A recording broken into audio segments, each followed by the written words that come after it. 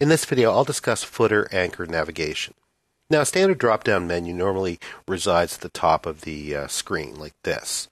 But in responsive web design, this is a really neat way of doing it. We put the navigation at the bottom of the screen, and it looks great on a full screen layout, but there's another purpose for this. I'll go ahead and shrink down this window. Now, when we reach a certain point, the viewport size changes, and this is when we're talking about a screen size that's found, say, on a tablet or a smartphone, that we actually have this layout. Now, when you get that small, you're going to have a lot of scrolling content on your website. So if I scroll down, you can see what I've done is deconstructed the menu and put it at the very bottom of the page. And that's great because the menu's down at the bottom, and as we scroll down, it's always available to us, or it's available to us if we scroll far enough. But you notice as I'm moving up and down the screen that this bar across the top never changes, and here we have our menu button. Now what this is an anchor link, or a navigation to an anchor link. I'll go ahead and click it. And that'll take us down to our navigation. So no matter how tall the screen is, or the content of the screen, rather, we can click this and it'll always take us to our navigation. It's a really slick way of doing it.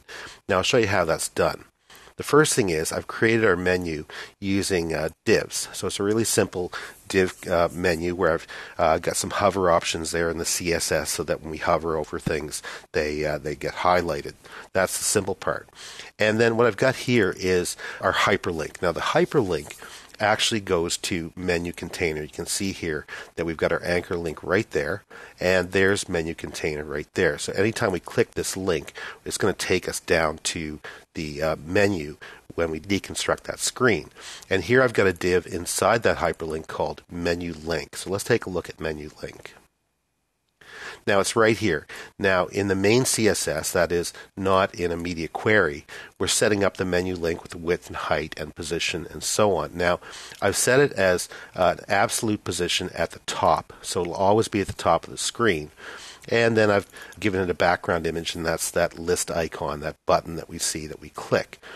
And use no repeat, so the icon is only presented once on that menu. Now down here in the media queries, what happens is I've actually taken that container, and in this case menu buttons. So this is the menu buttons, and notice that I've actually set the float to none, and so that's what causes the buttons to stack. If we go up here and take a look at menu button, we've actually got float left, and that'll make on a large wide screen, it'll actually make the buttons side by side. But down in the smaller screen size, it'll actually have them stacked on top of each other. And then all I've done is set up our container to fit the screen on the smaller size. And so whenever we click this button, and that's the key, is we've got this hyperlink right here. And the hyperlink will actually, when we click it, take us to the menu container right here, no matter where we are on the screen.